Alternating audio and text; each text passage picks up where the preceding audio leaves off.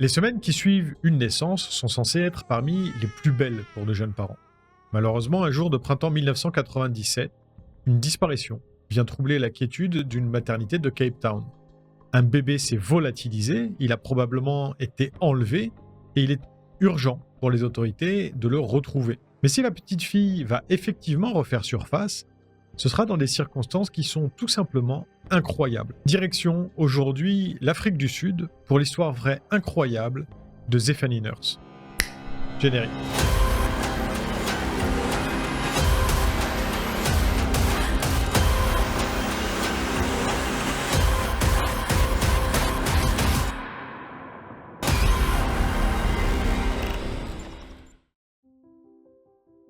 Nous sommes en 1997, plus précisément le 28 avril, et Céleste Nurse vient de donner naissance à une petite fille à la maternité de l'hôpital Groote Schuur à Cape Town, donc en Afrique du Sud.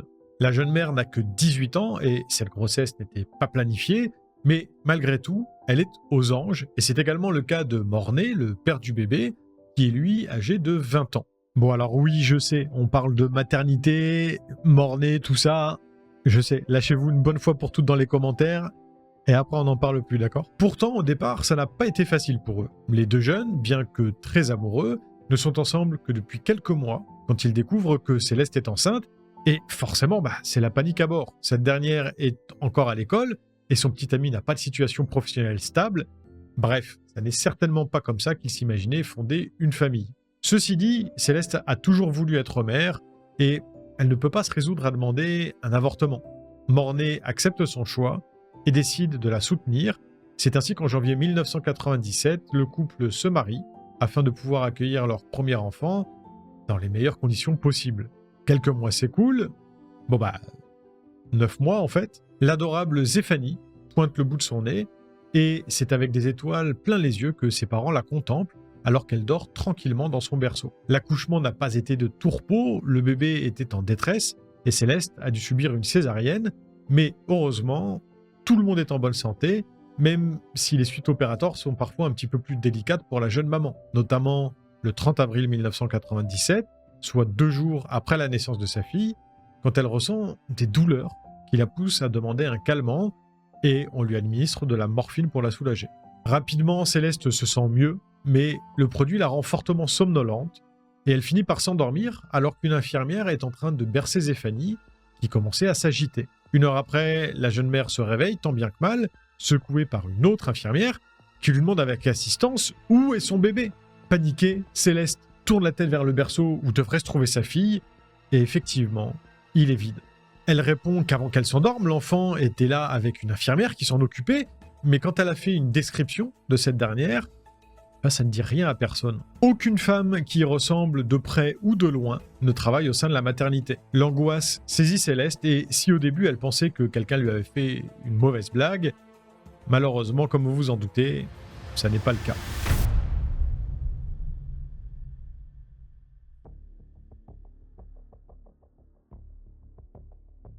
Très vite, tout le personnel de l'hôpital est prévenu et se disperse afin de chercher l'enfant ou la femme avec laquelle il a été aperçu pour la dernière fois. Chaque étage et toutes les ailes sont passées au crible, une multitude de personnes sont interrogées, bref, l'établissement est intégralement fouillé.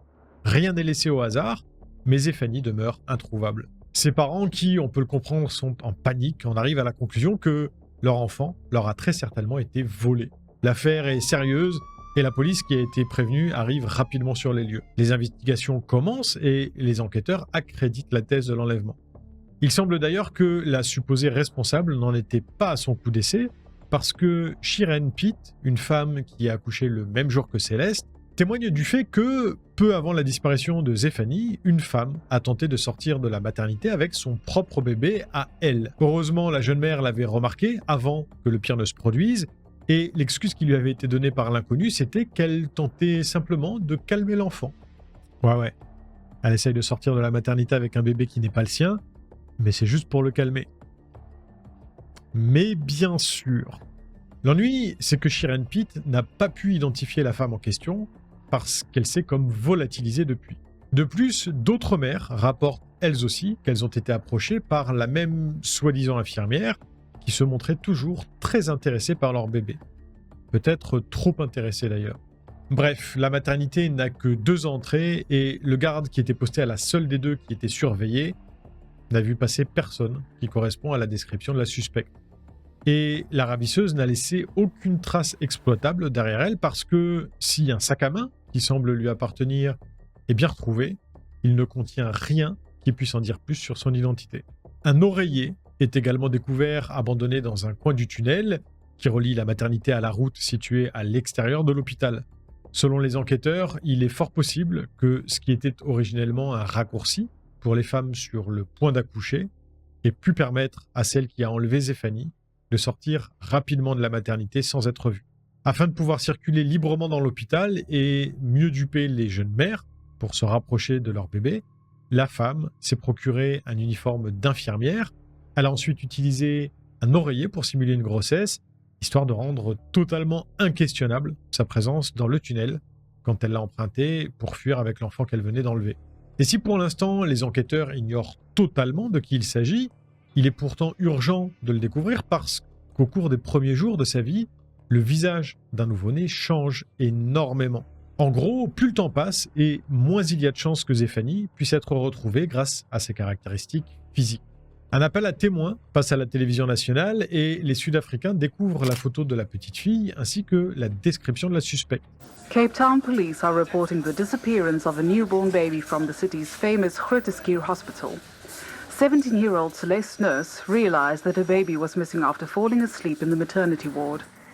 Une femme de 30 ou 40 ans, mate de peau, avec des taches de rousseur et des cheveux courts, est recherchée. Selon les profilers de la police, il est possible qu'elle ait procédé à l'enlèvement parce qu'elle avait elle-même subi une fausse couche peu de temps auparavant et qu'elle souhaitait remplacer l'enfant qu'elle avait perdu. Bientôt, une première piste est donnée par téléphone à la police au sujet d'une femme vivant dans le quartier de Lavender Hill, une femme qui vient de rentrer chez elle avec un bébé du même âge que Zéphanie.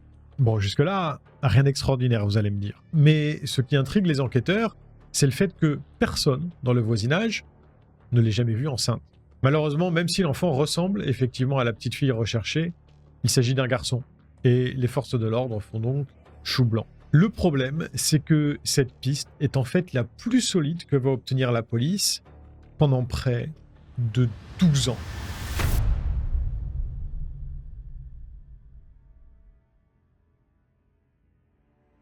Céleste et Mornay, dans l'impossibilité de savoir ce qui était advenu de Zéphanie, ont dû se résoudre à continuer leur vie sans elle.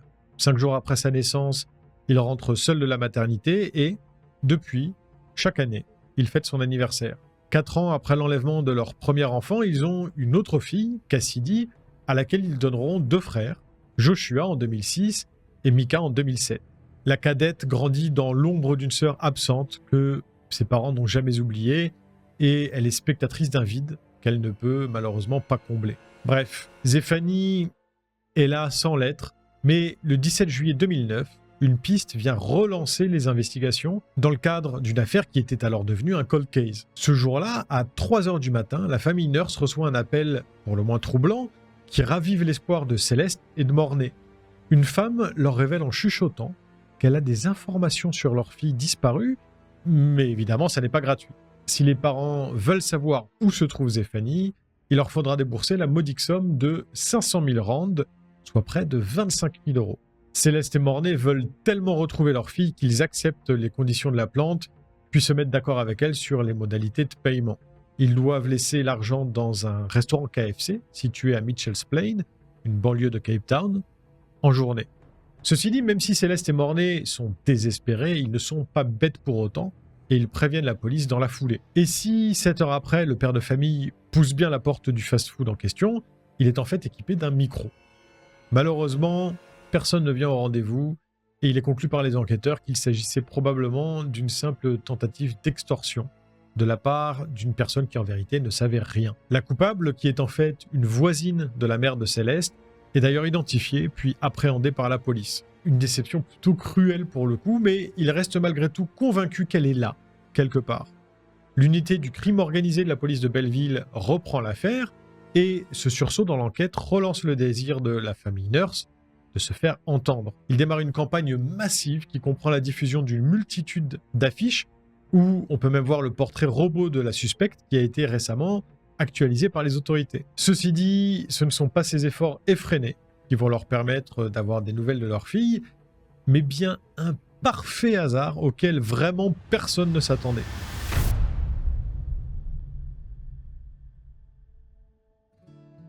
Quelques années ont passé et nous sommes maintenant en janvier 2015. Le traumatisme laissé par l'enlèvement de Zéphanie a eu raison du mariage de Céleste et Mornay l'an passé, mais ils restent tout de même très soudés autour de leur famille. Et ça tombe bien parce que Cassidy, leur fille cadette, vit quelque chose de spécial. Elle fait sa toute première entrée au lycée de Mitchell's Plain. Rapidement, l'adolescente se fait des amis au sein de l'établissement et dans leur discussion, un sujet revient très souvent. Tous rapportent à Cassidy qu'une fille de dernière année lui ressemble comme 2 gouttes d'eau.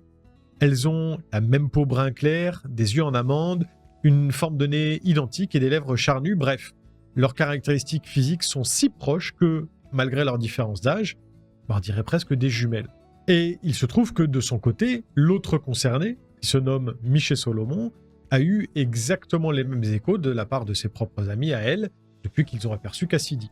Bientôt, la curiosité est trop forte et les deux jeunes filles finissent par entrer en contact. Miché et Cassidy constatent qu'en effet, elles se ressemblent énormément, mais aussi que, pour ne rien gâcher, elles s'entendent très bien.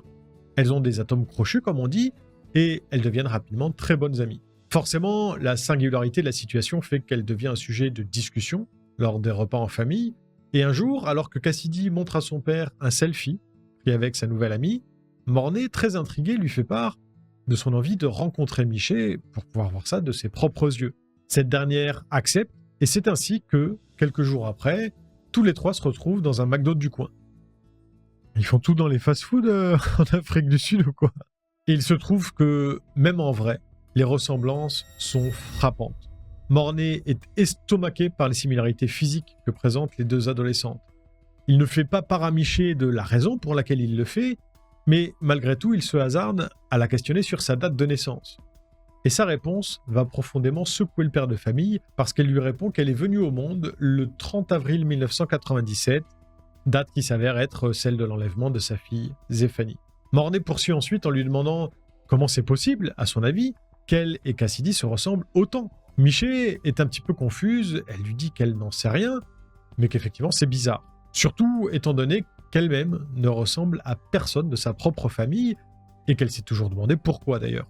La discussion en reste là, parce que Mornay ne veut pas effrayer l'adolescente, mais il a l'intime conviction qu'il pourrait bien s'agir de sa fille disparue. Et de retour chez lui, il décide de faire des recherches sur Facebook pour avoir plus d'informations. Ah, le fameux stalkage sur Facebook. Allez-y, levez la main ceux qui l'ont jamais fait. Personne? C'est bien ce que je pensais. N'empêche que là, ça marche, parce que tout ce qu'il voit ne fait que renforcer son intuition. Tous ses enfants se ressemblent et Miché est leur portrait craché. Mornay en profite pour récupérer une photo de la présumée mère de l'adolescente, puis il l'envoie à Shiren Pete, avec qui il a gardé le contact. Shiren Pete, rappelez-vous, c'est celle dont le bébé avait été approché par une jeune femme au comportement très suspect, juste avant la disparition de Zéphanie. Sa réponse ne se fait pas attendre parce qu'elle reconnaît immédiatement l'inconnu qui avait essayé de sortir de la maternité avec son enfant dans les bras. Il semblerait donc que ce soit la femme sur la photo qui a enlevé Zéphanie Nurse le 30 avril 1997. Dans la foulée, Mornay contacte bien évidemment la police pour leur faire part de ses récentes découvertes et les investigations sont relancées. La famille de Miché Solomon est contactée et lorsqu'on leur demande de fournir le certificat de naissance de leur fille, comme de par hasard, ils sont dans l'impossibilité de le faire. Des échantillons d'ADN sont donc prélevés sur l'adolescente et après 6 longues semaines d'attente, les résultats tombent enfin. Bingo. C'est en février 2015 que Zéphanie Nurse, qui a maintenant 17 ans, est retrouvée. Et il s'avère que toutes ces années, elle vivait à moins de 2 km de chez sa famille biologique. Mais si l'enfant disparu a refait surface, celle qui l'a enlevée, elle, court toujours. Sauf que ça n'est pas le temps qui est passé qui va l'empêcher de faire face aux conséquences de ses actes.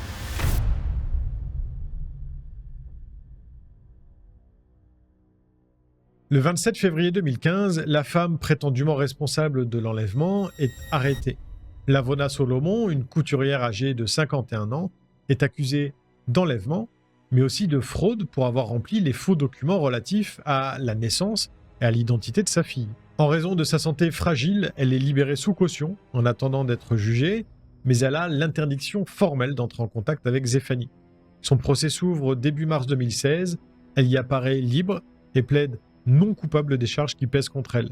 Pour sa défense, Lavona avance qu'elle a en fait été elle-même victime des agissements d'une personne louche. Elle révèle qu'en 1997, après avoir subi une série de fausses couches, elle avait décidé de ne pas parler de la dernière fausse couche en date à Michael, son mari, et de s'arranger dans le secret le plus total pour adopter un enfant. Lavona dit que dans ce cadre, elle a ensuite rencontré une intermédiaire nommée Sylvia à la gare routière de Cape Town et que cette dernière lui a remis un nouveau-né emmailloté dans une couverture contre le paiement de 3000 rand, soit environ 146 €. Selon les dires de celle qui lui a donné le bébé, ses parents biologiques n'en voulaient pas et souhaitaient qu'il soit adopté. Une fois de retour chez elle, Lavona a simplement fait croire à tout le monde que la petite fille, qui se trouvait être Zéphanie Nurse, vous l'avez compris, était en fait la sienne. Mais son témoignage ne convainc pas grand monde, parce que non seulement il n'y a aucune trace de l'existence de ladite Sylvia, mais qu'en plus, ce qu'elle décrit semble relever purement et simplement du délire. Le juge John Love rappelle que l'enfant n'avait pas de papier d'adoption, que son cordon ombilical était toujours attaché, et que les circonstances de sa remise étaient plus que suspectes. De plus, il ajoute, je cite, qu'il ne faut pas être un génie pour savoir qu'aucun bébé ne peut être acheté au prix de 146 €. 150, ok, mais 146, pas déconner, non? C'est ainsi que le 10 mars 2016, Lavona Solomon est reconnue coupable de toutes les charges qui pèsent contre elle. Le 15 août suivant, elle est condamnée à une peine d'emprisonnement de 10 ans et elle ne sera éligible à une demande de libération conditionnelle que le mois prochain, en juillet 2023. Après l'incarcération de celle qui l'a enlevée et après avoir fêté ses 18 ans, Zéphanie Nurse, qui avait été placée temporairement en famille d'accueil, retourne vivre auprès du mari de sa ravisseuse, qu'elle considère comme son père. Elle révèle qu'elle éprouve des difficultés à tisser des liens avec ses parents biologiques, qu'elle ne connaît que peu, et qui finalement ont fait emprisonner celle qui l'a élevée. Céleste et Mornay, de leur côté, apaisés d'avoir enfin pu faire la lumière sur la disparition de leur fille, se sont retrouvés, puis remariés en novembre 2020. Ça, c'est bon, ça! En 2022, Lavona Solomon a finalement avoué être celle qui a enlevé Zéphanie, mais cette dernière, qui se fait toujours appeler Miché Solomon, conserve de bons rapports avec elle. Et bien qu'elle ait admis avoir un temps coupé le contact avec ses parents biologiques, il semblerait que Miché soit maintenant en bon terme avec eux également. Ça fait du bien, une histoire qui se termine bien pour une fois, vous trouvez pas? Vous avez apprécié cette histoire qui finit bien? Pensez au petit pouce bleu et n'hésitez pas à la partager avec vos amis. En attendant de se retrouver pour une nouvelle affaire la semaine prochaine, n'oubliez pas, l'homme est un loup pour l'homme et il vaut bien souvent mieux se méfier de ses congénères plutôt que de monstres ou créatures imaginaires. Salut!